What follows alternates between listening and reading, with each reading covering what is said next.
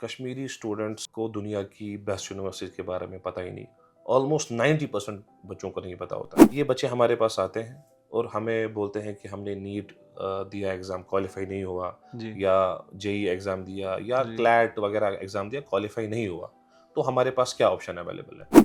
यहाँ पे इंडिया में कंपटीशन बहुत ज़्यादा है, आपको पता होगा। नीट में 25 लाख लोग या बिल्कुल, जेई में 25 लाख लोग एग्ज़ाम देते बिल्कुल। हैं। बाहर की कंट्रीज़ में इतना कंपटीशन नहीं है। इनको प्रोसेस नहीं पता है कि अगर ये आईआईटी जेईई के लिए मेहनत करते हैं या नीट के लिए मेहनत करते हैं, उससे कम मेहनत अगर ये दूसरी कंट्रीज़ के लिए करते हैं, वहाँ कंपटीशन भी बहुत कम है। जी। तो उन कंट्रीज़ में हो सकता था कि इसको बेटर एजुकेशन मिल जाए। कौन-सी आपको लगता है कि प्रेफ़रेंस क्या रहती है कश्मीरी स्टूडेंट्स की इस वक़्त यूनिवर्सिटीज़ और क्या होनी चाहिए? एक रिपोर्ट आया था कि इंडिया में सबसे ज़्यादा लोग अनएम्प्लॉयड क्यों हैं? उसमें 3 रिज़ल्ट्स आए थे। तो गलती यहाँ पे होती है, या तो फ्रेंड को देख के चूज़ करते हैं, या पेरेंट्स प्रेशर करते हैं, हुँ, या सोसाइटी को देख के किसी को देखा कि ये अच्छा कर रहा है, उसको अपना रोल मॉडल बना के वो चीज़ करते करियर को हैं। इसी रिपोर्ट ने कहा कि कौन से लोग कामयाब होते हैं, वो लोग कामयाब होते हैं जो अपना करियर चूज़ करते हैं अपने इंटरेस्ट को देख के।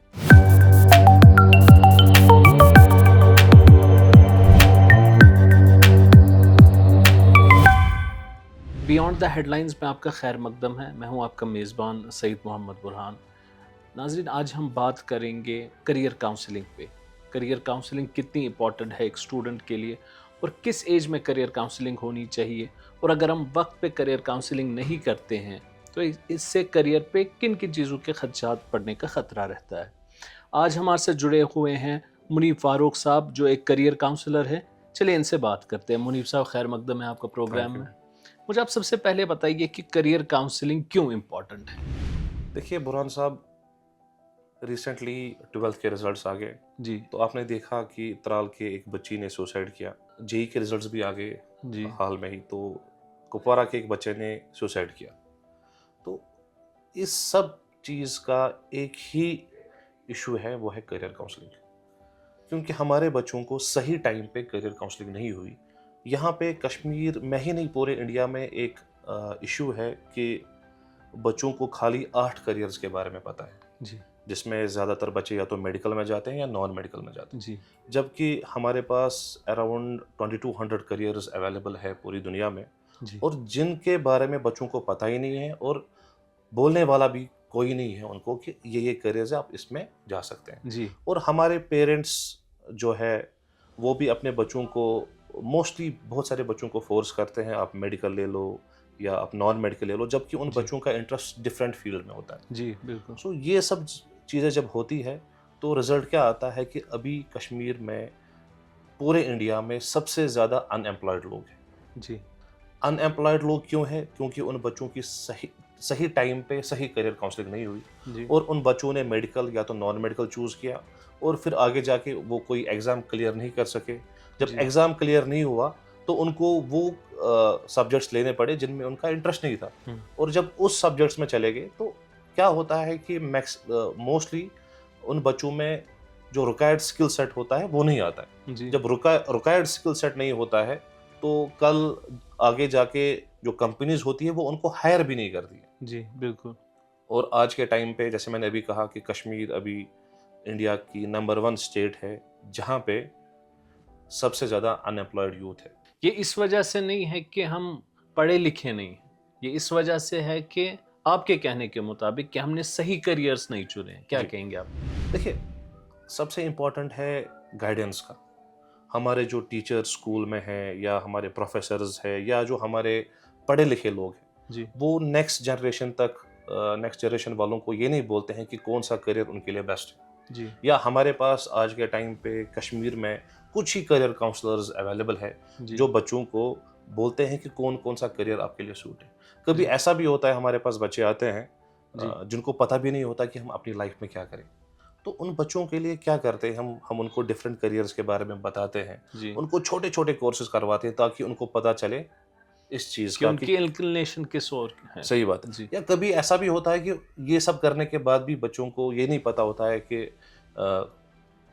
उनका इंटरेस्ट फिर भी इस चीज़ में नहीं आता है। जी, तो उनके लिए हम साइकोमेट्रिक टेस्ट करवाते हैं। साइकोमेट्रिक जी, टेस्ट से हमें पता चलता है कि बच्चे का आईक्यू कैसा है, इंटेलिजेंस कैसी है, या बच्चे बच्चे का करियर किस चीज़ में अच्छा हो जाएगा। जी यानी फॉर एग्जांपल रिसेंटली हमने एक बच्चे का साइकोमेट्रिक टेस्ट करवाया, तो उसका हमें निकला कि ये बच्चा मैनेजमेंट में अच्छा कर सकता है। जी तो साइकोमेट्रिक में 95% एक्यूरेसी है, लेकिन ये बोलने के लिए कोई भी काउंसलर हमारे पास अवेलेबल नहीं है जो बच्चों को बोले कि भाई आप साइकोमेट्रिक टेस्ट अपना करवा लो। जी या स्कूल्स में वो स्कूल वाले अपने बच्चों को ये नहीं बोलते हैं कि आपके लिए साइकोमेट्रिक टेस्ट है, वो आप कीजिए ताकि आप अपना जो करियर है वो अच्छे से चूज़ कर सकें। जी।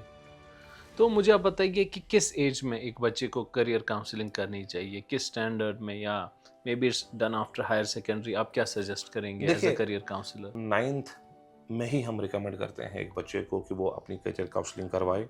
यहाँ पे कश्मीर में 4-5 करियर काउंसलिंग कंपनीज़ है जो बच्चों की करियर काउंसलिंग करती है। 9th क्लास एक ऐसा 9th क्लास का बच्चा, उसकी एक ऐसी एज होती है कि आगे जाके उसको अपना करियर चूज़ करना है। जी 11th में उसको स्ट्रीम चेंज करनी है, तो ताकि वो पहले से ही इन्फॉर्म रहे कि किन किन फील्ड में वो जा सकता है।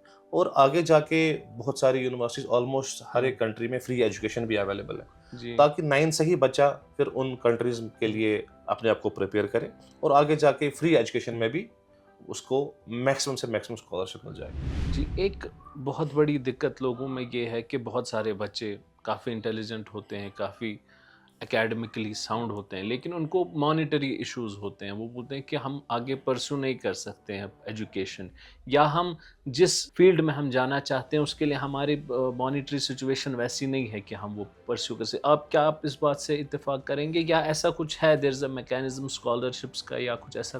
देखिए, जैसे मैंने कहा कि ऑलमोस्ट हर एक कंट्री में फ्री एजुकेशन है, तो फ्री एजुकेशन उन्हीं बच्चों को मिलती है जो डिज़र्व करते हैं।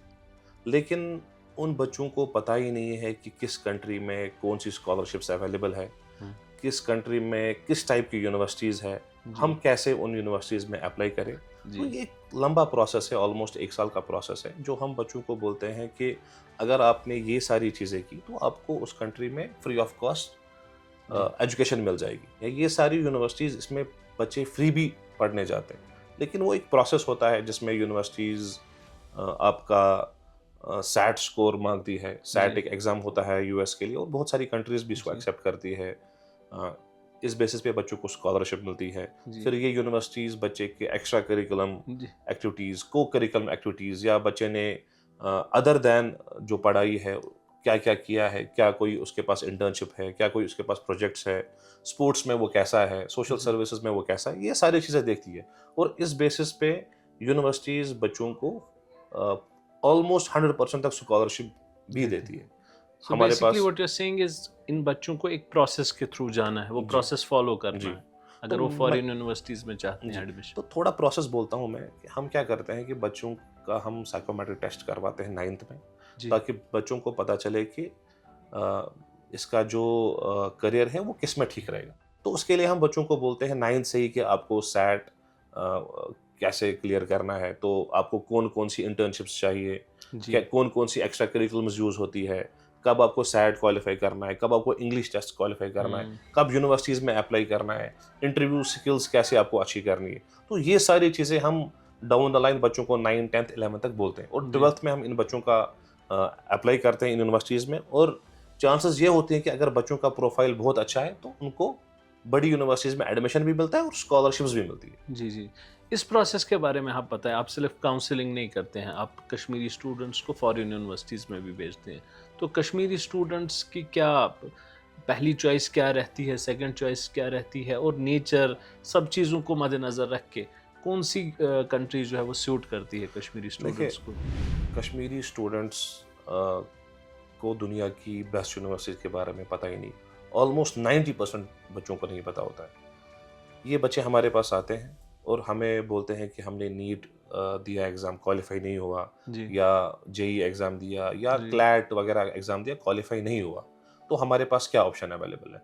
तो हम इन बच्चों के साथ जब बात करते हैं तो देखते हैं कि ये बच्चे, इनका जो रिज़ल्ट आया था 10th का या 12th का, बहुत अच्छा आया था। जी हार्ड वर्किंग बच्चे हैं, लेकिन इनको प्रोसेस नहीं पता है कि अगर ये आईआईटी जेईई के लिए मेहनत करते हैं या नीट के लिए मेहनत करते हैं, उससे कम मेहनत अगर ये दूसरी कंट्रीज़ के लिए करते हैं, वहाँ कंपटीशन भी बहुत कम है। जी तो उन कंट्रीज़ में हो सकता था कि इसको बेटर एजुकेशन मिल जाए। हम्म यहाँ पे इंडिया में कंपटीशन बहुत ज़्यादा है, आपको पता होगा, नीट में 25 लाख लोग या बिल्कुल जेई में 25 लाख लोग एग्जाम बिल्कुल। देते हैं। बाहर की कंट्रीज में इतना कंपटीशन नहीं है। कौन सी आपको लगता है कि प्रेफरेंस क्या रहती है कश्मीरी स्टूडेंट्स की इस वक्त यूनिवर्सिटीज़, और क्या होनी चाहिए? कश्मीरी बच्चों का, जैसे मैंने अभी कहा, कि बस आईआईटी और जेई की तरफ, अभी आईआईटी जेई और नीट की तरफ, क्योंकि हमारे मैक्सिमम बच्चे जो अभी लगभग 1.5 लाख लोगों ने एग्ज़ाम दिया था, जी उसमें लगभग 1,20,000 बच्चों ने क्वालिफाई किया था। उसमें मैक्सिमम बच्चे जो थे वो मेडिकल और नॉन मेडिकल फील्ड से थे। और ये बच्चे फिर आगे जाके, अगर इनका नीट जेई क्वालिफाई नहीं होता है, तो ये आगे जाके इन्हीं फील्ड में, या तो इंजीनियरिंग में या तो मेडिसिन में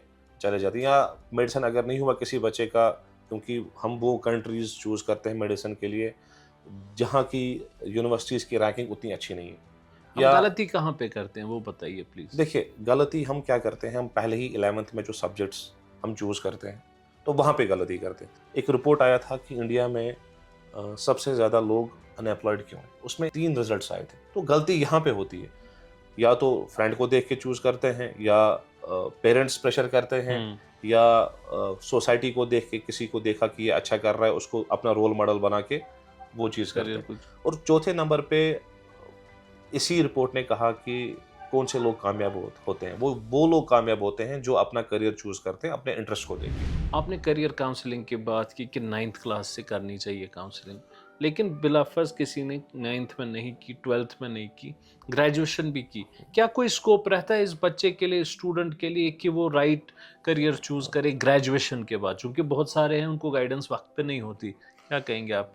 देखिए, हमारे पास ऐसे भी बहुत सारे बच्चे आते हैं जिन्होंने ग्रेजुएशन कंप्लीट की है अपनी, और वो परेशान होते हैं कि उनको जॉब वगैरह नहीं मिलता है। तो जब उनके साथ हम बात करते हैं, उनका एसेस जी करते हैं, तो हम फिर उसी बात पे आ जाते हैं कि क्योंकि उन्होंने 11th में सही सब्जेक्ट्स नहीं लिए, तो फिर क्या करें? क्या उनके 5 साल या 3 साल क्या वेस्ट हो गए?